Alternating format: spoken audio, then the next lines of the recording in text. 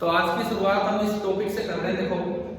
देखिए हमने हो सकता है पावर पहले पढ़ ली हो, कोई दिक्कत नहीं इस चीज में, लेकिन किस तरीके से पावर में क्या सवाल और क्या सब्जेक्ट, थोड़ा उन चीजों पे चलते हैं।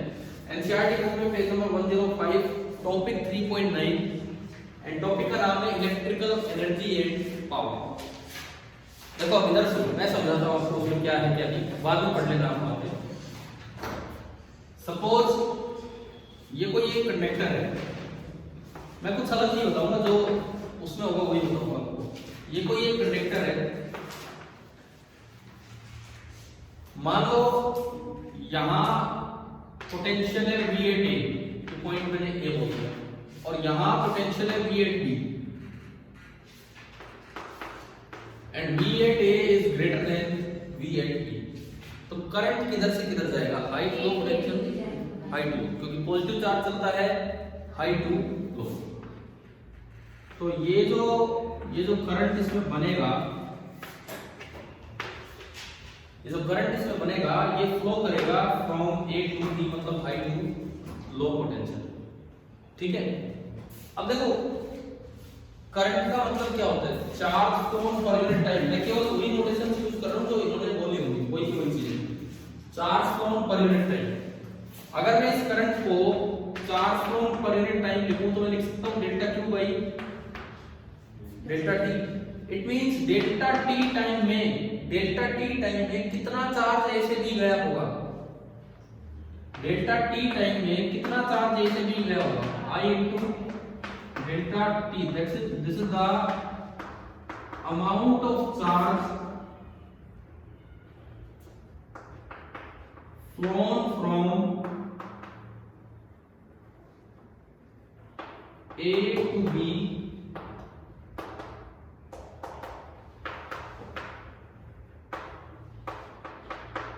in time delta t। A से B डेल्टा टी टाइम ये चार्ज गया। अच्छा, जब वो चार्ज A पे था तो उसकी पोटेंशियल एनर्जी कितनी थी, वही डेल्टा क्यू अमाउंट, पहले यहाँ था यहाँ है। जब वो चार्ज A पे था तो उसकी एनर्जी कितनी थी, हम इलेक्ट्रोस्टैटिक्स में पढ़ के आए थे, किसी एक जगह Q चार्ज अगर V पोटेंशियल वाली जगह बैठा हो तो उसकी एनर्जी कितनी होती है, Q इंटू V। क्लियर है? तो ये बताओ वो डेल्टा Q यहाँ से यहाँ चला गया तो चेंज इन पोटेंशियल एनर्जी कितना होगा, change in potential energy, final potential energy U at B minus initial potential energy U at B। किसकी पोटेंशियल एनर्जी में चेंज लिख रहे हैं, इस चार्ज की। तो ये आपका बना delta Q into VB minus delta Q into VA। अब अगर मैं यहाँ पोटेंशियल डिफरेंस लिखना चाहूँ, अगर मैं यहाँ से यहाँ, ये हाई पोटेंशियल है हमें पता है, ये लो है, और जो पोटेंशियल डिफरेंस है, डिफरेंस दैट इज V, तो मैं V को लिख सकता हूँ VA माइनस VB। तो यहाँ पे क्या बन रहा है, VB माइनस VA। तो मुझे एक माइनस और कॉमन लेना पड़ेगा, और ये जो चेंज इन पोटेंशियल एनर्जी आया that is equal to minus delta Q, और अंदर बचेगा VA माइनस VB, और VA माइनस VB कितना है। Change in potential energy negative आने का मतलब है कि पोटेंशियल एनर्जी कम हुई है कि ज्यादा हुई है, कम हुई है। अच्छा, डेल्टा क्यू की वैल्यू कितनी है, आई डेल्टा टी। तो इस delta Q amount of charge की जो पोटेंशियल एनर्जी में कमी आई होगी, इसकी जगह आपने लिख दिया क्या, आई इंटू डेल्टा टी। तो ये हमारा बन गया V के पहले से था इंटू आई और इंटू डेल्टा टी, और साथ में क्या लगा हुआ है, minus sign.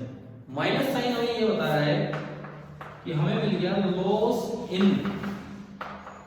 Potential energy of delta Q इस डेल्टा टी टाइम में, V into I into delta T. इतनी बात आ गई समझ में। बाई एनर्जी कंजर्वेशन, जितना लॉस इन पोटेंशियल एनर्जी होता है उतना ही गेन इन काइनेटिक एनर्जी होता है, क्योंकि ये सारे कंजर्वेटिव फोर्सेस चल रहे होते हैं, है ना। समझ में आ रहा है कि नहीं आता? इसका मतलब बाई एनर्जी कंजर्वेशन, ए से बी जाने में गेन इन काइनेटिक एनर्जी, जो इस डेल्टा क्यू चार्ज में गेन इन काइनेटिक एनर्जी हुआ होगा that is loss in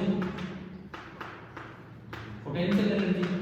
so delta के ई गेन वो पॉजिटिव होगा और वो इतना ही होगा, ये माइनस था तो वो कितना हो जाएगा v into I into delta T, v into I into delta T.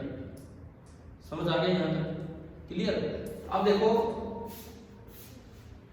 क्या सच में गेन होता है या अंदर चार्ज कांस्टेंट ड्रिफ्ट स्पीड से चलते हैं? बार बार टक्कर हो जाती है फिर जीरो, फिर टक्कर हो जाएगी फिर जीरो। तो हम तो एक एवरेज ड्रिफ्ट डिफाइन कर रहे थे 10⁻³ या -4 मीटर पर सेकंड के आसपास, तो ये गेन तो वही नहीं, फिर कैसे एनर्जी कंजर्वेशन वायलेट हो रहा है? प्रैक्टिकली तो कोई गेन होता ही नहीं है, तो फिर कैसे एनर्जी कंजर्वेशन वायलेट हुआ यहाँ? बताओ इसका रीजन। इसका रीजन ये है कि ड्यूरिंग द कोलिजन जो टक्कर वाला फोर्स है वो नॉन कंजर्वेटिव फोर्स है। इलेक्ट्रोस्टैटिक फील्ड का जो फोर्स है वो तो कैसा फोर्स है? कंजर्वेटिव, वो एनर्जी कंजर्व करवाएगा। लेकिन बीच बीच में जो कोलिजन के दौरान फोर्स लग रहा है वो कैसा है? Non conservative. तो असल में तो यहाँ लॉस हो गया, मैकेनिकल एनर्जी का लॉस हो गया। कैसे? ये बात तो ठीक है कि loss in potential energy is V I delta A, लेकिन प्रैक्टिकली ये तो तब होता जब बीच में कोई फिक्स टाइम्स होती ना, ये तो तब होता जब बीच में कोई फिक्स टाइम ना होती, तब तो बात ये थी।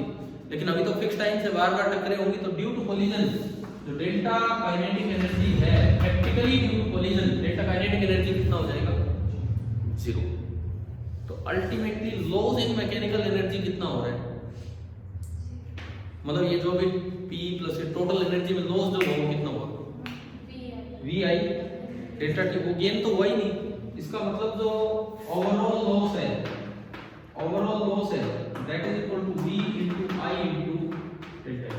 It can be written as energy dissipated inside the conductor in time delta T. अब उसने इस फॉर्म को चाहे हीट में कन्वर्ट कर दिया हो, चाहे लाइट में कन्वर्ट कर दिया हो, चाहे साउंड में कन्वर्ट कर दिया हो। समझ में आया? तो क्या आपको एनर्जी डिसिपेटेड का एक्सप्रेशन निकालना आ गया है? रीजन लिखना आ गया है क्यों हुआ ये energy dissipation? Due to collisions. नहीं तो ये इतनी काइनेटिक एनर्जी आ रही थी। आप इसका भी रीजन लिख सकते हो क्योंकि वो तो एक एवरेज ड्रिफ्ट स्पीड से चलते रहते हैं, तो बढ़ती तो है ही नहीं काइनेटिक एनर्जी। तो कोलिजन की वजह से इतना लॉस हुआ।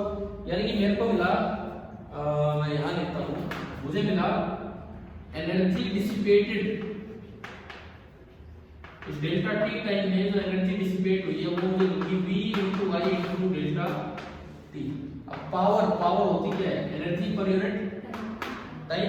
तो पावर जो बनेगी v into I into delta T divided by delta T, और डेल्टा टी से डेल्टा टी कैंसिल। पावर कितनी आ गई? v into I। ये मैंने आपको देखो एक दिन हमने पावर पढ़ ली, वो उस तरह से जा रहे थे मैक्रोस्कोपिक पार्ट में। अब हम वायर के अंदर जा रहे हैं कि क्या हो रहा है क्या नहीं हो रहा है, समझ रहे हो ना? तो उस दिन जब वो पावर का एक्सप्रेशन आया होगा तो मुझे लगता है v into I तो डायरेक्ट बोला होगा हमने, कोई प्रूफ तो था ही नहीं उसका। तो अगर ये प्रूफ आ जाए, ये करना आ जाए, तो भाई आपको ये सारी चीजें करके दिखानी है। समझ आ रहा है ना? देखो आप चैप्टर अच्छा कर जाते हो, ऐसी छोटी छोटी चीजें छोड़ जाते हो जो बुक में अच्छे से एक्सप्लेन कर रखी होती है, लेकिन हम पढ़ के नहीं जाते वहां। फिर अगर ये प्रूव करना आ जाए p बराबर v, हम तुक्का ही मारते रहेंगे, कोई लॉजिकल एक्सप्लेनेशन नहीं होगी हमारे पास। क्या अभी समझ आ गई इसमें? ठीक है। और अगर इस कंडक्टर की रेजिस्टेंस R है तो मैं v को लिख सकता हूँ I into R, तब जाके पावर के वो दो फॉर्मूले और बनेंगे, एक तो I स्क्वायर R और एक v स्क्वायर बाई R। ये है तब के आपके फॉर्मूले। क्या यहाँ तक समझ आ गया है? अब बात ये आती है, और बात है यहाँ पर कि इस कंडक्टर में इतना पावर लॉस होने लग रहा है, तो इतनी एनर्जी आ कहां से रही है? लगातार इतनी एनर्जी आती कहां से इसके पास? ये तो इतना लॉस करवाया जा रहा है। लॉस का मतलब इलेक्ट्रिकल पावर को, इलेक्ट्रिकल एनर्जी को वो किस में कन्वर्ट कर रहा है? हीट, साउंड, जो भी है, लाइट है ना, जो भी फॉर्म है, तो उसको एनर्जी मिलती कहां से रहती है? जो आप सेल कनेक्ट करते हो, सेल में केमिकल एनर्जी होती है, एक एक नंबर के पार्ट बन के आ सकते हैं कि एनर्जी निकालो ये और फिर आई कहां से? सेल जो आप कनेक्ट करोगे उसके पास जो केमिकल एनर्जी स्टोर रहती है वही इसमें कन्वर्ट होकर जाती रहती है। इसीलिए सेल क्या हो जाता है, डिस्चार्ज, समझ गए हो? इसीलिए सेल डिस्चार्ज हो जाता है क्योंकि उसकी एनर्जी इस फॉर्म में कन्वर्ट होती जा रही है, फिर हमें सेल को दोबारा से चार्ज करना पड़ता है किसी और बैटरी के थ्रू। समझ आया ये, है ना? इसको कोई भी पार्ट बन के आ सकता है। अब मैं एक बार ना थोड़ी सी बुक रीडिंग आपको करूंगा यहाँ पे, फिर इसी में और भी आगे बढ़ेंगे। निकाल लो ये अपने पेज नंबर 105 टॉपिक 3.9। एक बार देखना, मैं बोलता हूँ आप केवल अपनी बुक में ध्यान रखोगे, एटलीस्ट 2 बच्चों के पास एक बुक तो हो। देखो, consider a conductor with end points A and B. हमने यही कंडक्टर लिया है, एक एंड पॉइंट ए बोल दिया, एक end point B, in which the current I is flowing from A to B। Capital I, वही मैंने स्मॉल I लिख दिया है, कैपिटल I करंट फ्लो कर रहा है A to B। The electric potential at A and B are denoted by VA and VB। क्या हमने ऐसा कुछ डिनोट किया है क्या यहाँ, है ना? बिल्कुल यही हमने डिनोट किया। Since current is flowing from A to B, current flow करता है from high potential to low potential, इसका मतलब VA ज्यादा है VB से, and the potential difference across AB V that will be equal to VA minus VB, और ये positive होगा। ये मैंने यहाँ लिखा था V बराबर VA minus VB। यहाँ तक बात आई समझ में? अब ये बात करता है इंटरवल डेल्टा टी टाइम की। In a time interval delta T time में कितना चार्ज ट्रेवल कर गया होगा ए से B? Delta Q is equal to I into delta T, वही करंट वाला फॉर्मूला हमने लगाया, चार्ज अपॉन टाइम, ठीक है? Travels from A to B. उसके बाद देखो, the potential energy of the charge at A by definition यहाँ जब चार्ज था उसकी एनर्जी थी Q इंटू यहाँ का पोटेंशियल, यहाँ गया तो कितनी होगी Q इंटू वहां का पोटेंशियल। तो ये लिखता है delta Q into VB minus delta Q into VA। इन्होंने डेल्टा Q कॉमन लिया, एक माइनस भी कॉमन ले लिया, तो क्या ये बन गया minus delta Q into V। Same यही चीज मैंने बताई है, ठीक है? क्लियर है ये चीज? और डेल्टा Q की वैल्यू रख दी हमने I डेल्टा T, तो ये आपका ये आ गया UV माइनस UV, ये आपका ये आ गया minus VI delta T। Book में आ रखा है यही सब, माइनस VI डेल्टा T। इन्होंने लिखा है माइनस IV डेल्टा T, और वो लेस देन 0 है। नेगेटिव आने का मतलब है कि एनर्जी का लॉस हुआ है, तो जो पोटेंशियल एनर्जी है वो कम हुई है। उसके बाद if charge is moved without collision, अगर मान लो अंदर टक्करें ना हुई होती तो इतना ही गेन किस में हो जाता? काइनेटिक एनर्जी में। Their kinetic energy would also change so that the total energy is unchanged। उनकी काइनेटिक एनर्जी भी चेंज हो जाती ताकि टोटल एनर्जी क्या रहे, बिल्कुल same. Conservation of total energy would then imply that delta के इसका नेगेटिव, मतलब इतना ही पॉजिटिव हो जाता है। ये लिखा था हमने, gain in kinetic energy is equal to loss in potential energy, और ये आ जाता VI डेल्टा T। समझ आ गया नहीं? क्लियर?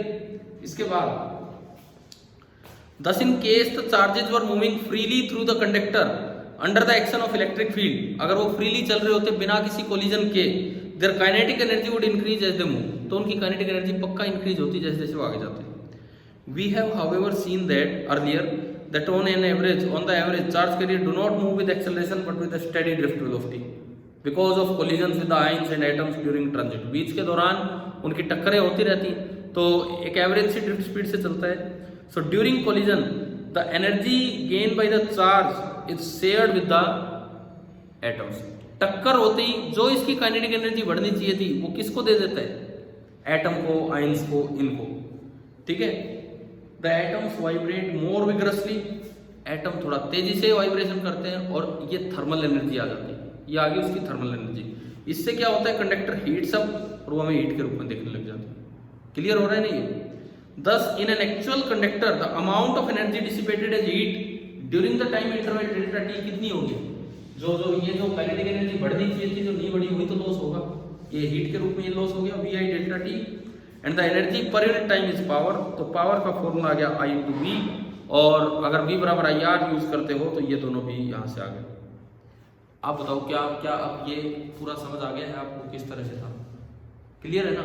अब अगले पैराग्राफ में बात करता है कि पावर आई कहां से, वो भी पढ़ लेते हैं। नेक्स्ट पैराग्राफ, वेयर डज, अच्छा बीच में कुछ और भी लिखा है इसने, it is this power which heats up for example the coil of an electric bulb to incandescent radiating out heat and light. Incandescent का मतलब है इतना गर्म कर देना कि वो चमकने लग जाए, ठीक है? इतना हीट कर देना कि वो चमकने लग जाए, वो इनकैंडेसेंट।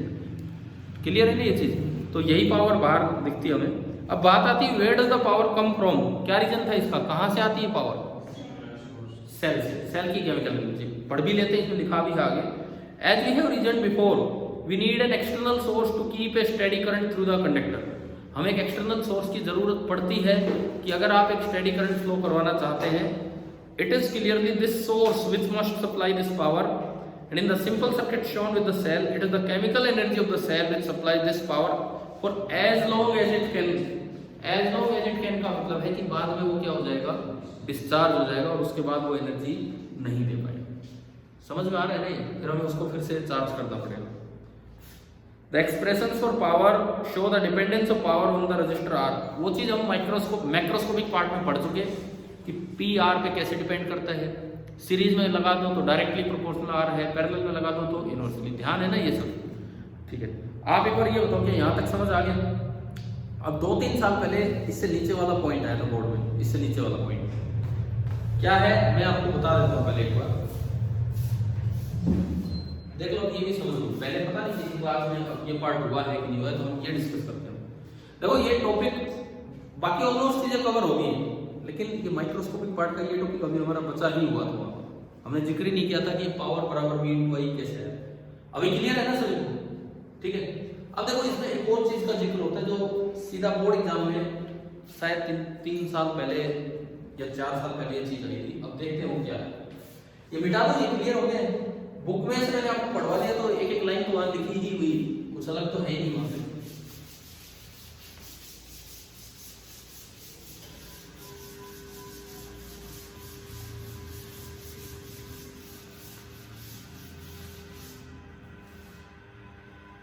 देखो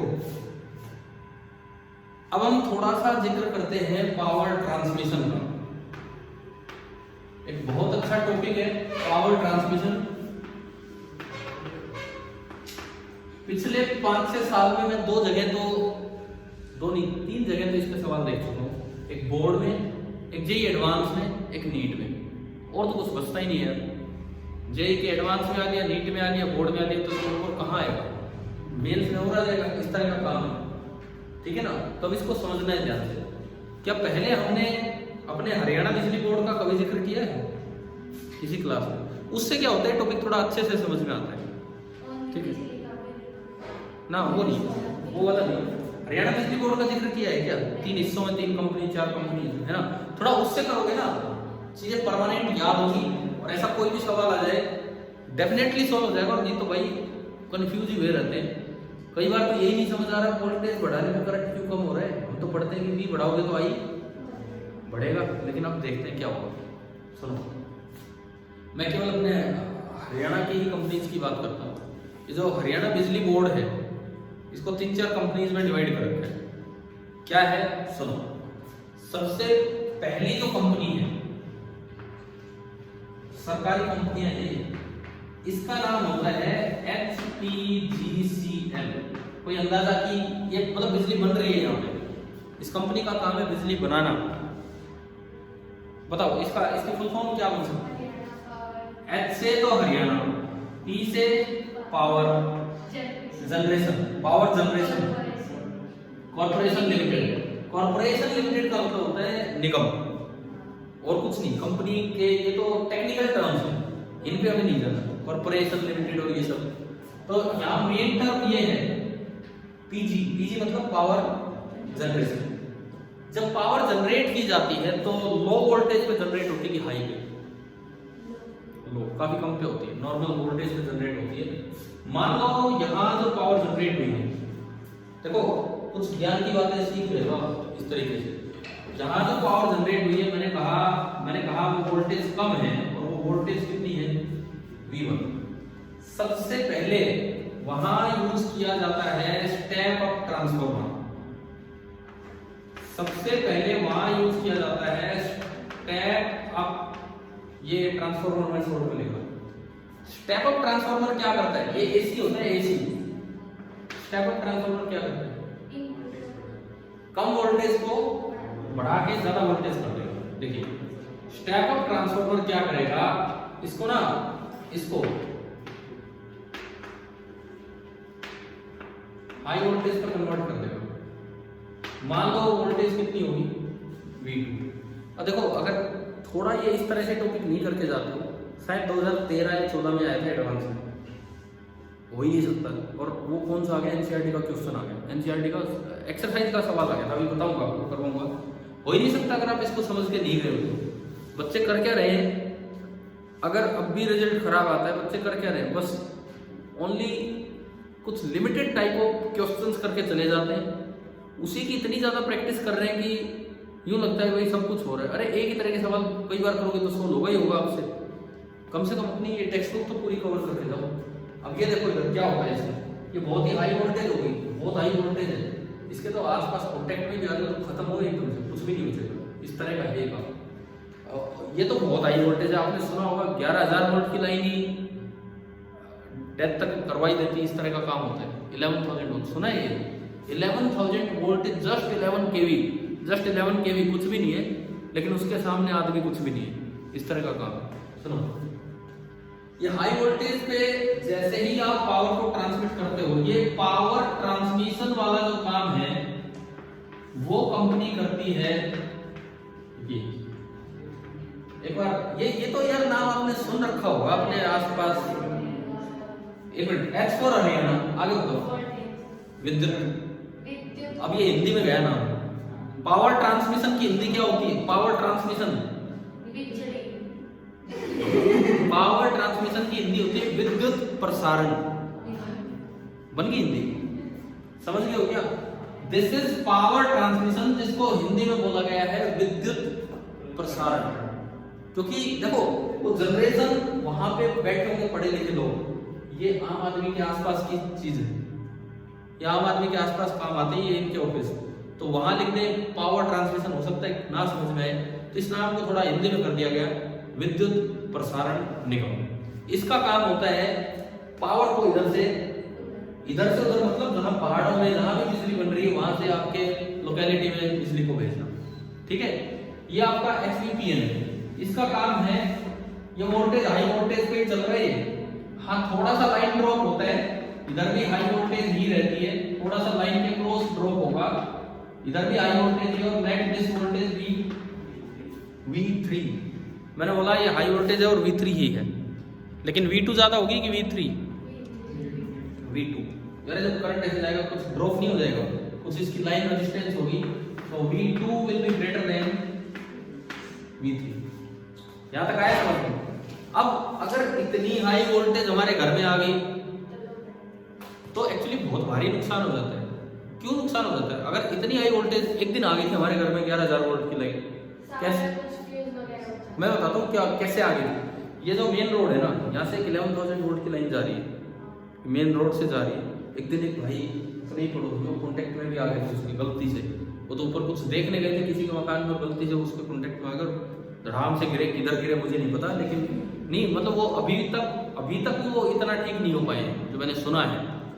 तो और एक इंसिडेंट तो मेरे घर का भी है, हमारे ताऊ जी का लड़का बड़ा तो था ही हमसे, हम होंगे शायद 4वीं-5वीं क्लास में, वो होगा 12वीं 11वीं में, इस तरह से 30 पे पतंग उड़ाने का रिवाज रहता है। एक्चुअली वो दरियाई देने लगा था। दरियाई का पता है मतलब क्या होता है?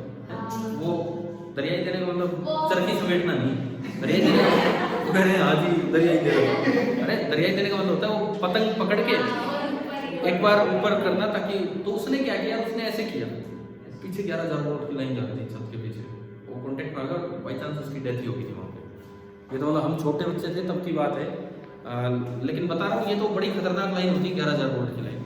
अब इधर देखो, और 2 साल पहले मैं यदुवंशी में जब पढ़ा रहा था, एक बच्चा था सिया, वो अपने नाना के इधर रहता था, एग्जाम से जस्ट पहले, फाइनल एग्जाम होने थे 12th के, उनसे पहले जो प्रिपरेटरी लीव्स होती हैं, वो खेत में उसके नाना के साथ चला गया। मैं भूल गया नाना थे कि बाबा थे, जो भी थे मतलब उनके वहाँ पे पाइप उठाया उसने। अब उनके नाना या बाबा वो तो रोज वहाँ काम करते, उन्हें तो याद था, उसको ध्यान नहीं रहा, पाइप ऊपर करते ऊपर खेत में लाइन जा रही थी 11,000 वोल्ट की, उसकी डेथ हो गई सीधी। ये तो बड़ी खतरनाक लाइन है, किसी भी तरह इनके कॉन्टेक्ट में आ जाए तो हमें बच के रहना चाहिए यार, अगर अपने आसपास ऐसी लाइनें हैं तो। अच्छा अब सुनो, ये बहुत हाई वोल्टेज है, घर में आ जाए तो क्या कबाड़े हो जाते हैं, जो स्विच ऑफ है वो सारे ऑन हो जाते हैं। इसका ये मतलब नहीं खटके दब गए। अरे खटके नहीं होते भाई, इसका मतलब होता है वो चीज, वो आपको बाहर से दिख रहा है, वो इतनी इतनी इतनी भारी वोल्टेज आती है कि वो जो बीच का गैप है ना, एयर बिकम्स कंडक्टिंग और करंट फ्लो करने लग जाता है। ठीक है, हमारी फ्रिज ऑफ थी, वो खराब हो गई। कंप्यूटर ऑफ था, वो खराब हो गया। ऑफ था जब भी खराब हो गया, मतलब वो केवल सॉकेट प्लग आपस में लगे हुए थे, ऑन नहीं थे, लेकिन फिर भी वो खराब हो गए थे उस लाइन से। अच्छा, अब तो इसको क्या करना पड़ेगा, थोड़ा नीचे उतारना पड़ेगा। तो यहाँ कौन सा ट्रांसफार्मर हम यूज कर रहे हैं? Step down.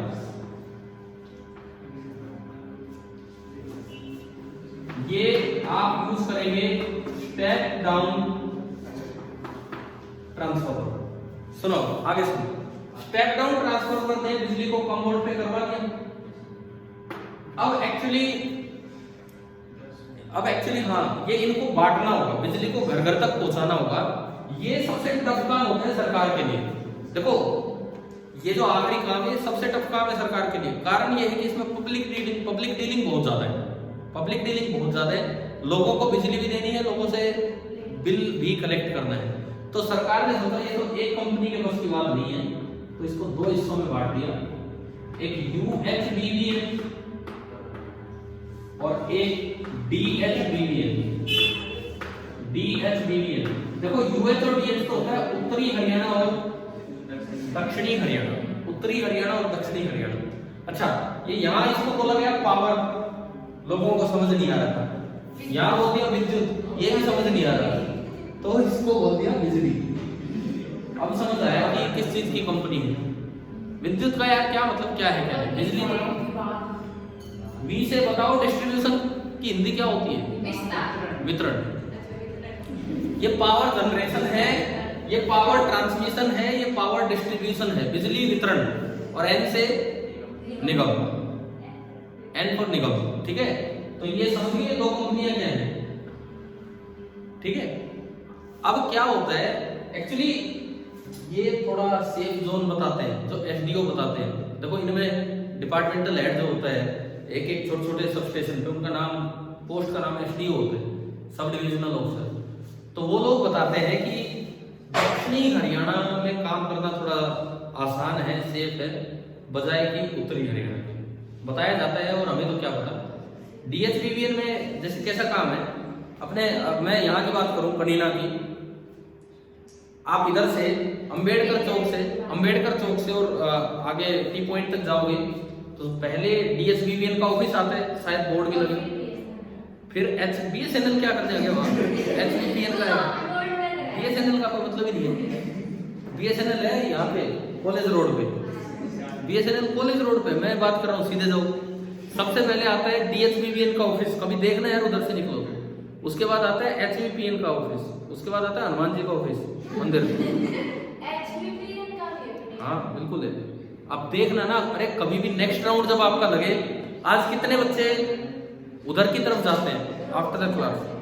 रोज जाते हो, स्कूल जाते हो, जब जाते हो ना, तो एक बार इस बार ध्यान तो देना, जब आप अंबेडकर चौक से निकलोगे तो पहले DHBVN का ऑफिस आएगा, उसके पैरेलल HBPN का आएगा, और उसके पैरेलल फिर आगे हनुमान जी का मंदिर है, उसके सीरीज में, पैरेलल नहीं सीरीज में। ठीक है, अच्छा अब सुनो, ये लोगों से उलझने का काम DHBVN का है या HBPN का है? DHBVN का। पहले क्या रिवाज था, इन्होंने अंदर से दोनों ऑफिस मिला रखे हैं। तो पहले ना, जैसे हम भी जब छोटे बच्चे थे, कंप्लेंट करने जाते थे भाई, कंप्लेंट करने मीन्स वहां लिख के आना पड़ता था, नहीं तो कोई नहीं आएगा।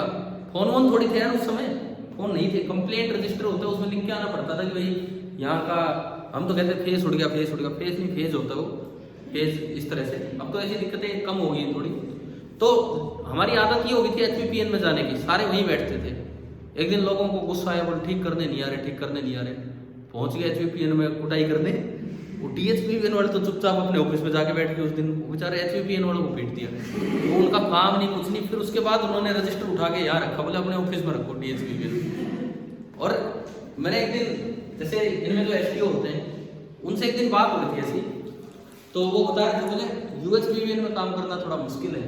देखो मैं बहुत श्योर नहीं हूँ इस बारे में कितना उनका था, लेकिन वो बोले यहाँ बहुत आसान काम है। तो एक दिन मैंने खुद देखा, वहाँ पे जैसे जो कर्मचारी लोग हैं उनको कुछ हड़ताल टाइप कुछ करनी थी, एसडीओ के खिलाफ नारे लगाने थे। अपने यही कनीना ऑफिस की बात कर रहा हूँ मैं, डीएचबी की। उस समय मैं वहीं था, मैं ऑन ट्रेनिंग था उस समय यहाँ पे, ये लगा 6 महीने ट्रेनिंग की थी इस डिपार्टमेंट में।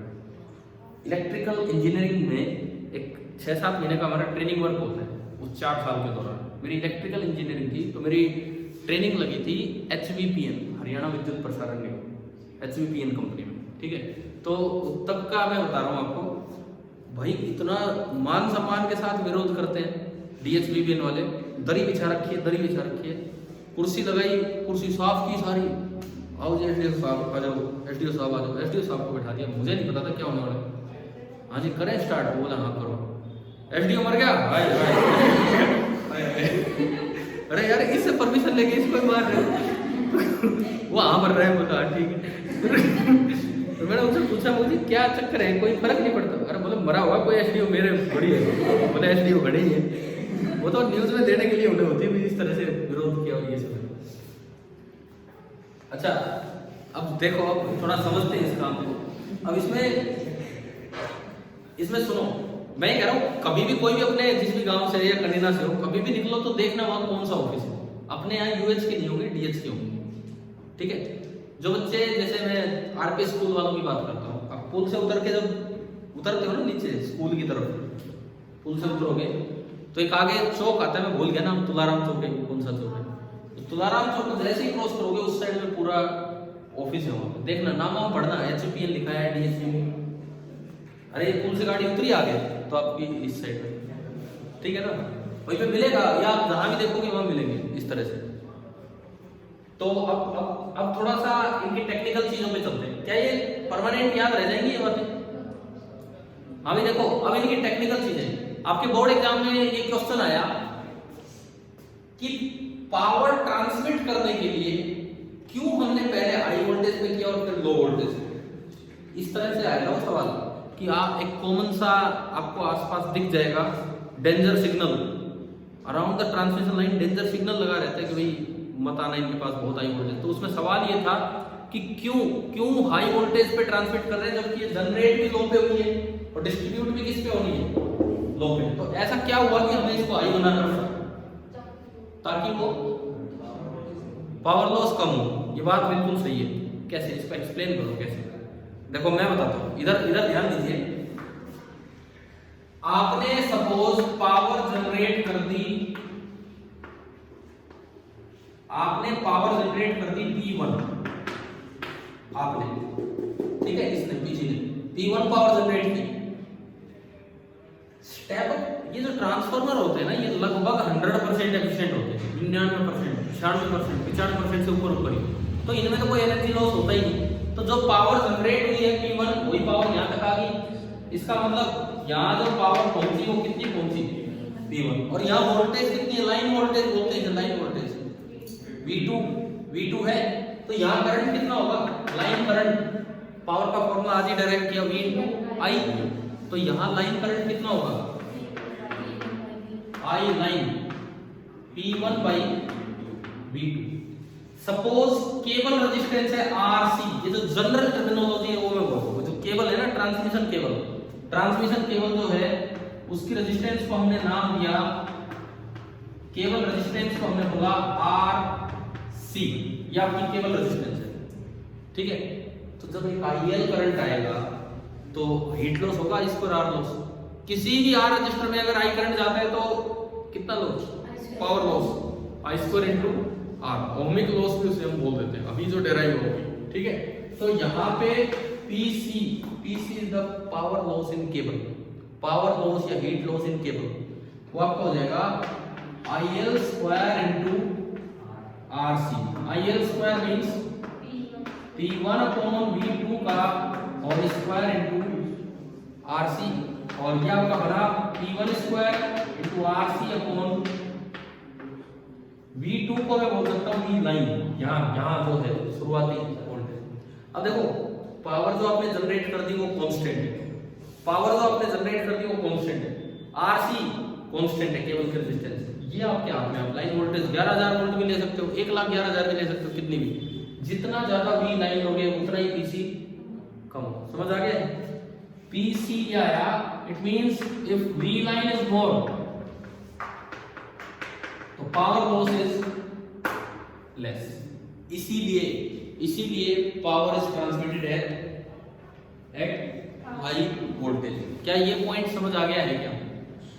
यहां तक क्लियर है भाई सभी को? ठीक है, अब हम देखते हैं कि थोड़ा और आगे बढ़ते हैं, कितनी पावर आगे पहुंची है। इधर देखो, करंट तो वही है, कितना करंट है IL। कुछ और चीजें समझो, ये तो हो गया एक्सप्लेन। करंट तो वही है I × L। अब ये यहां वोल्टेज है V3, करंट आ रहा है IL, तो बताओ पावर कितनी पहुंची है? पावर ट्रांसमिटेड है P3 बोलो तो V3 × IL।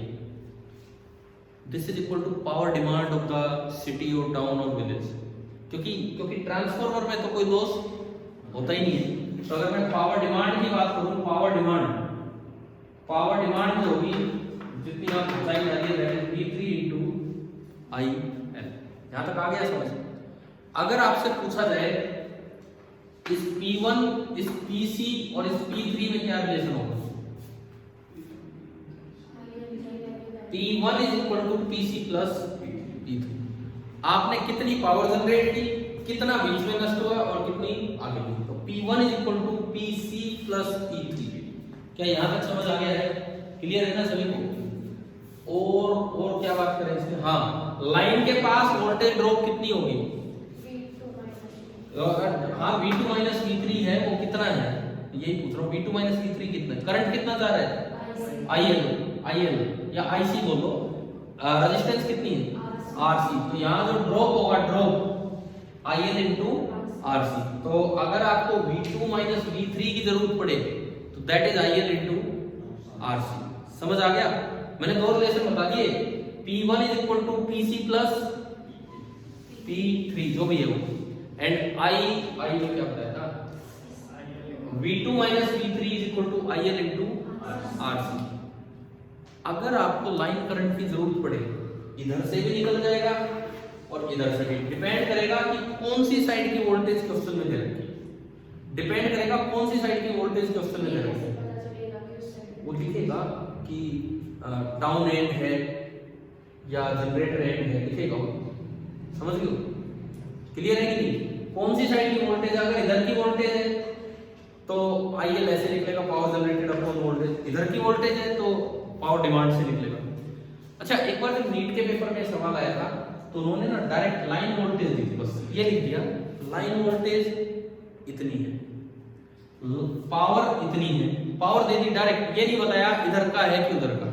तो हमें एज्यूम करना पड़ेगा, जब लाइन वोल्टेज दे रखी है तो जिस साइड की पावर दे रखी है उसी साइड की लाइन वोल्टेज। समझ गए हो ना? तो या तो इधर की पावर दे रखी है तो इधर की लाइन वोल्टेज होगी, उधर की पावर दे रखी है तो उधर की लाइन वोल्टेज होगी। समझ में आ रहा है? क्लियर है ना ये चीज? तो लाइन वोल्टेज नीट वाले क्वेश्चन में, अभी क्वेश्चन नहीं है मेरे पास, लाइन वोल्टेज दे रखी थी, रेजिस्टेंस ऑफ द केबल दे रखी थी, पावर उस साइड की दे रखी थी, पावर लॉस पूछा था, तो क्या डायरेक्ट आ जाएगा इससे? यही था।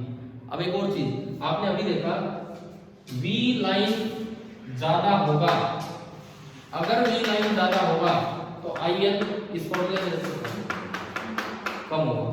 अक्सर लोग सोचते हैं कि वोल्टेज बढ़ाने पे करंट बढ़ेगा, लेकिन एक बार आपने पावर जनरेट करके आगे ट्रांसमिट करनी है तो जितनी ज्यादा वोल्टेज करोगे, पावर फिक्स है, उतना ही करंट कम हो जाएगा।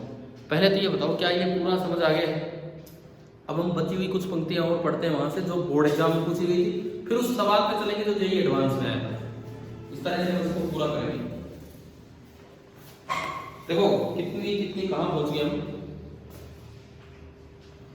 यहां आ गए ना, इक्वेशन 3.33 है ना, पढ़ते हैं हम अपनी बुक से।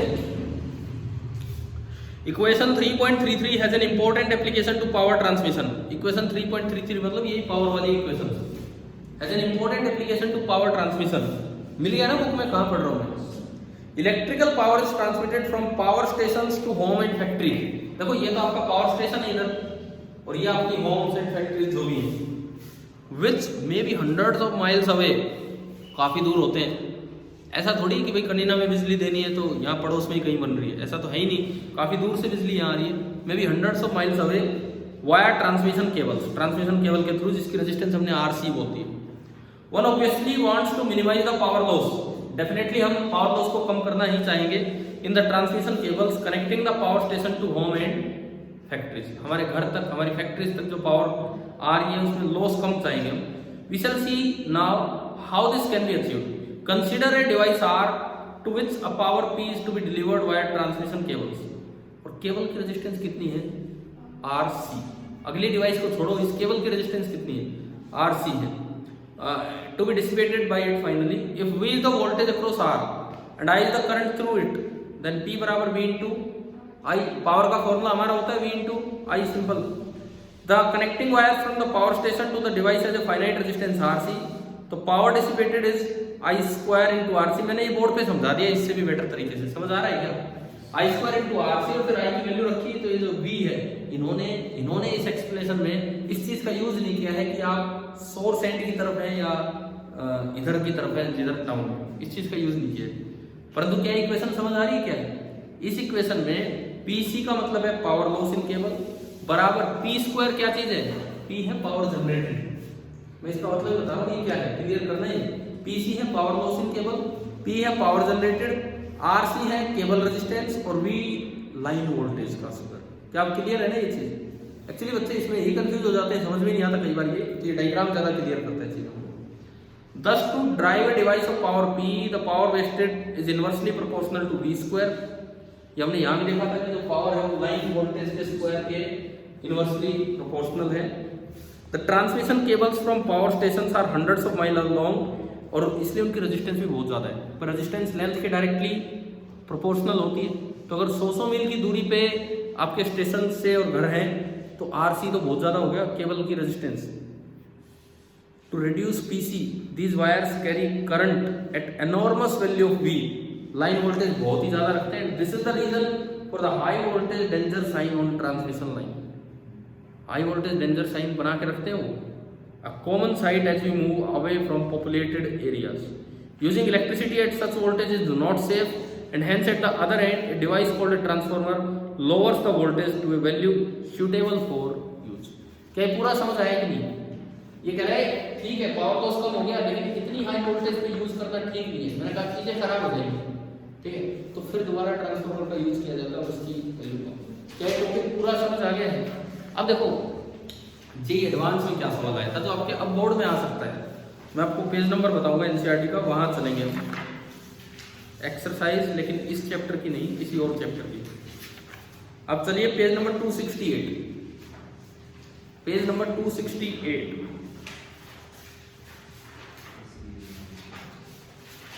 पेज नंबर 268 मिल गया। आखिरी दो सवाल, सवाल नंबर 25 और 26 मिल गया ना। हम कहाँ की बात कर रहे हैं? सबसे पहले हम 25वें सवाल पे आते हैं। Question number 25, a small town, छोटा सा कस्बा है, with a demand.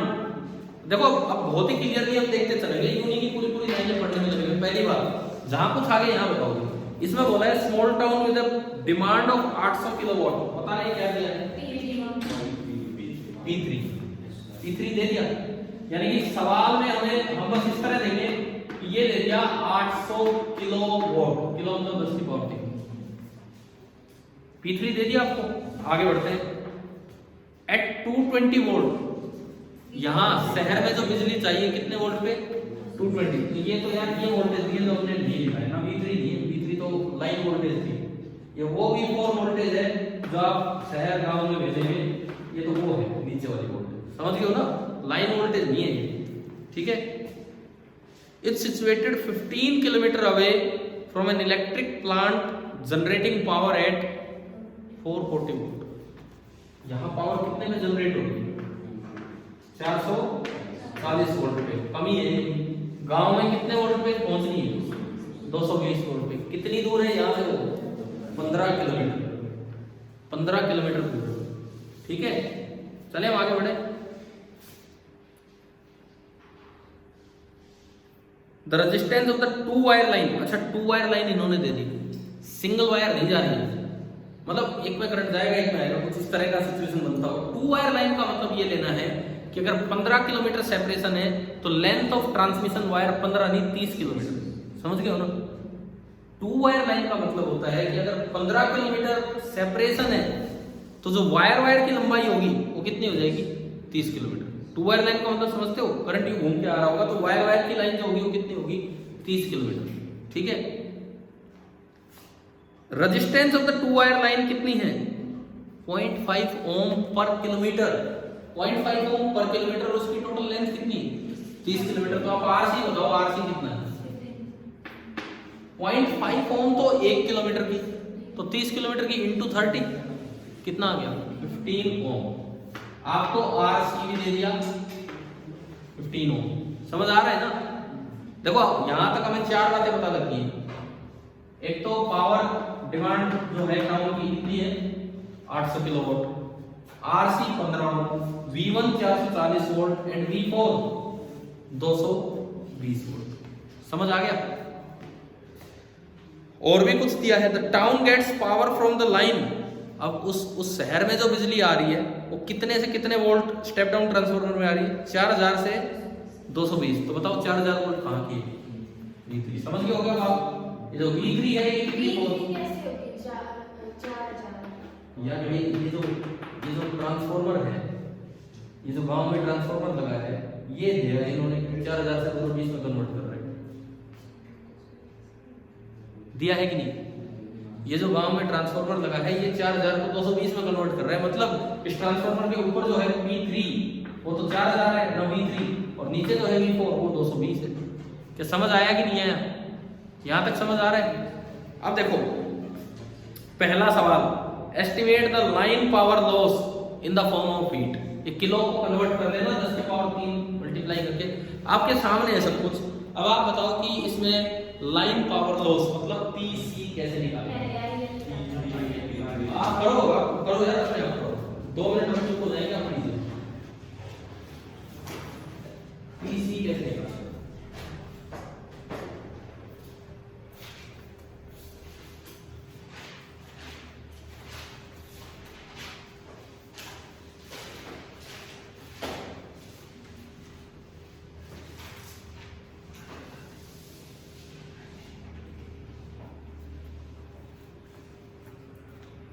Power loss सेकंडों में ही कन्वर्ट कर लेना लास्ट में। आप देखिए कितना कैसे है।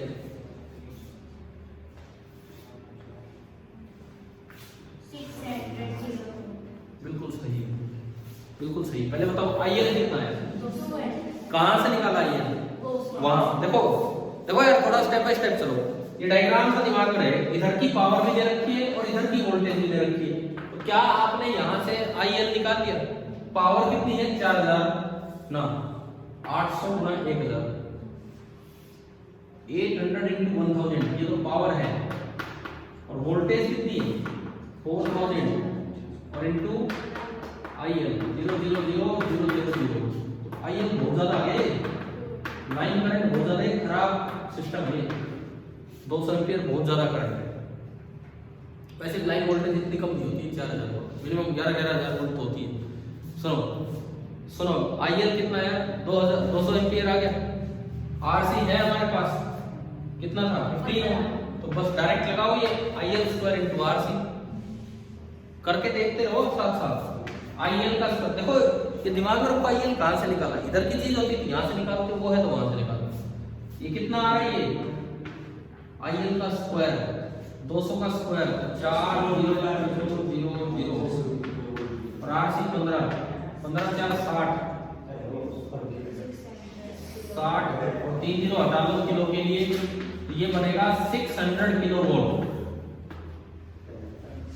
एक बार बताओ ये समझ आया?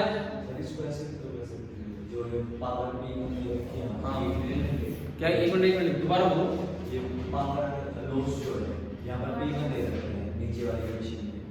अच्छा, यहाँ पर पी के वो है फॉर्मूला। वो तो आप फॉर्मूला अप्लाई करो। ये कह रहे हैं कि हम डायरेक्टली तो अप्लाई कर सकते हैं वो फॉर्मूला। यार फिर दोबारा वही बात भूल जाओगे क्या है क्या नहीं। एक बड़ा क्लियर सा काम है। इधर की पावर पे वहां से करंट देगा और फिर आई स्क्वायर आर कर दे। एक ही बात आप वही बोल रहे हो। क्या फर्स्ट पार्ट सभी को समझ आया? अब मुझे ये बताओ, गांव में शहर में पावर पहुंचाई कितनी आपने? पहुंचाई कितनी है? डिमांड कितनी थी 800 किलोवाट, उतना पहुंचाने में लॉस कितना कर दिया 600 किलोवाट। तो आपने जनरेट कितनी की थी 1400। और कितनी जनरेट करेंगी 600 लॉस हो गई 800 पहुंचे। 1400। आपने ही तो लिखा था एक अपनी कॉपी में लिखा हो P1 बराबर PC प्लस P3 जो भी था उधर का। मैं कह रहा हूं उधर पहुंची 800 किलोवाट, लॉस कितना हो गया 600 किलोवाट, तो जनरेट कितनी की थी 1400 किलोवाट। देखना एक बार सेकंड पार्ट क्या है सवाल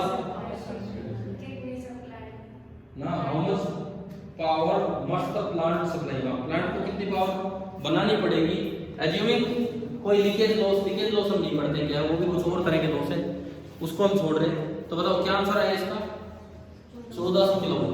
समझ आ गया है, समझ आ गया है ना। Second part, third part, characterise the step of transformer at the plant. अब आप ये बताओ ये जो ट्रांसफार्मर है ये कितने को कितने में बदल रहा है, कितना नीचे तो दे रखा है कितना 440 को, ये बताओ कितने में बदल रहा है। किसी भी तरह देख लो, किसी भी तरह, दो तरीके यहां तक पहुंचने के।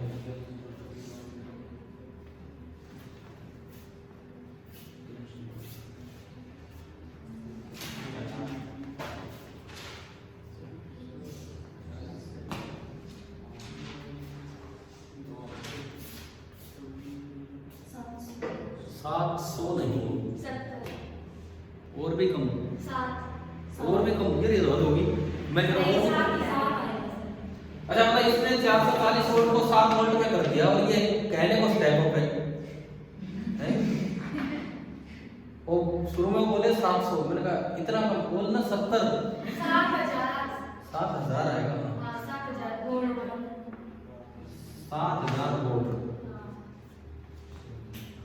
आप दो तरीके से निकाल सकते हो, सुनो यहाँ की वोल्टेज आपको पता है कितनी है 4000 वोल्ट, बीच का लॉस निकाल low voltage drop I into R होता है। लाइन करंट आपने निकाला था 200 एम्पीयर और RC कितना है 15। तो इस लाइन के अक्रॉस जो ड्रॉप होगा कितना होगा 15 गुना 200 IR 3000 वोल्ट का ड्रॉप हो गया।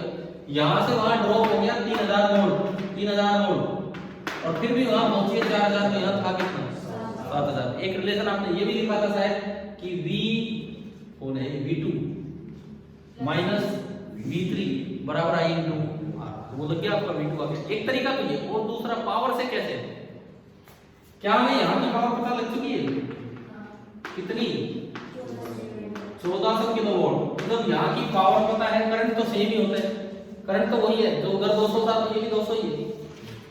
इससे भी निकाल के देखो वही 7000 आएगा। 1400 किलोवाट पावर है बराबर IN into V2 और IN है आपका कितना 200, तो उससे भी वही आ जाएगा 7000। समझ आया यार। अब तो ये सिस्टम बिल्कुल दिमाग में बैठ जाना चाहिए।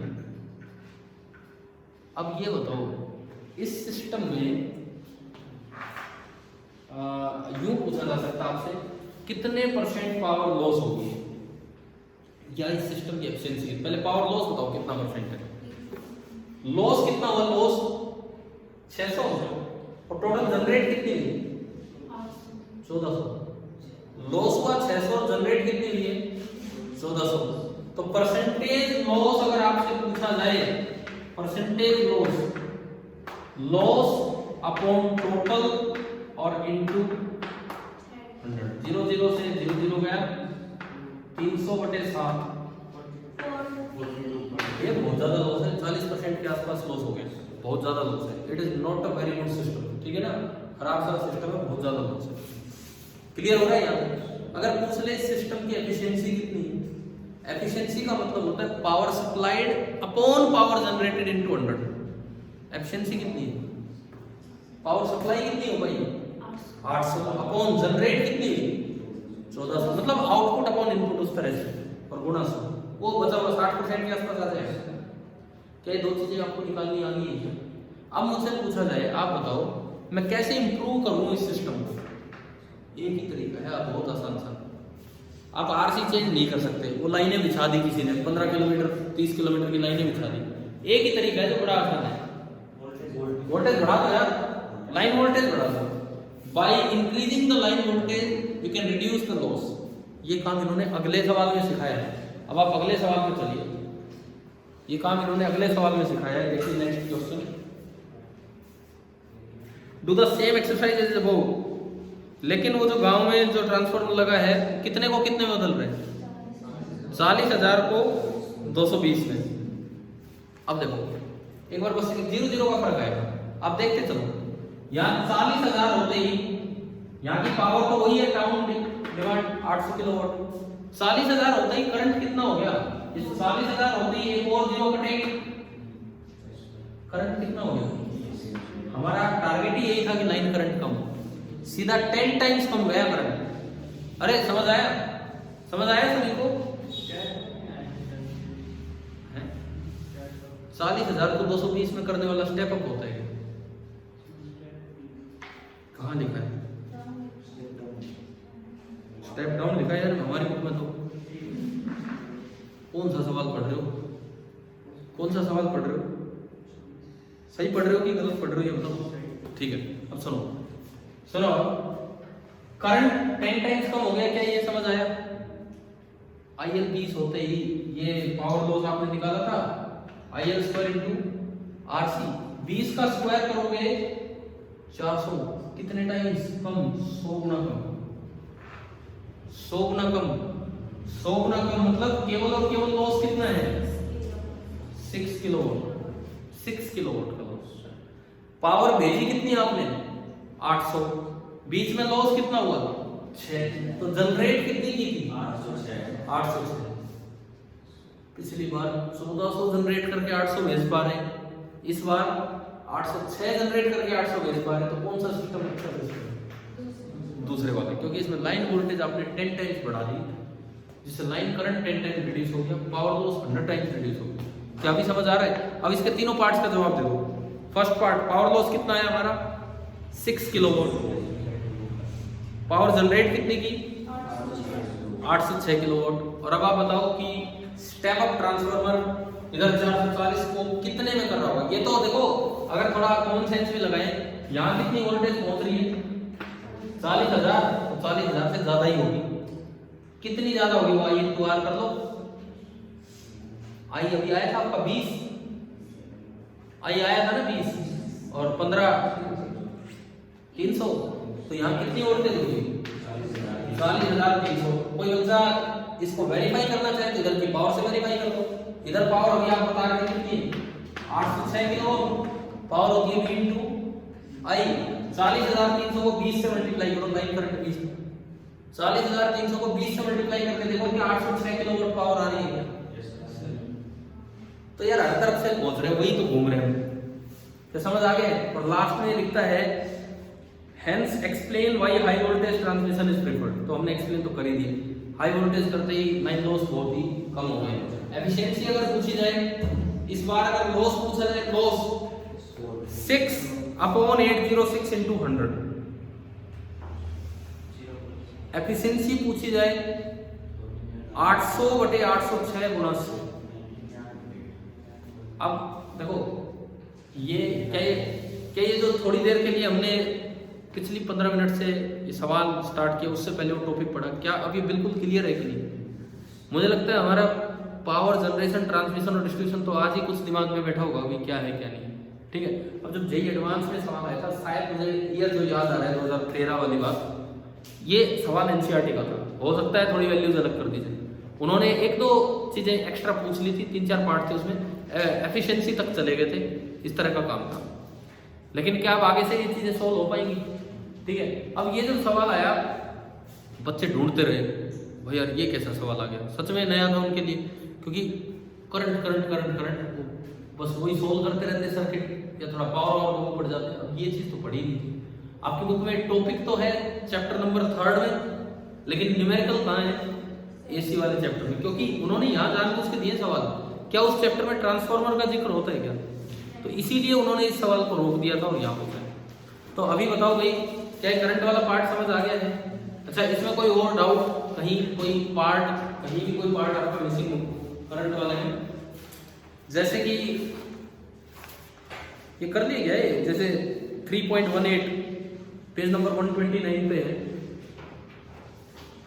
पेज नंबर 129 पे 3.18 इस तरह के 4 थ्योरेटिकल क्वेश्चन कर भी लिए कि नहीं? ये देख लेना आप, अगर आपके डाउट्स हो तो आप पूछना। यार एक काम तो करो, आज कम से कम करंट वाला पार्ट पूरा तो कर लो अपना, ताकि कोई डाउट हो तो आप पूछें।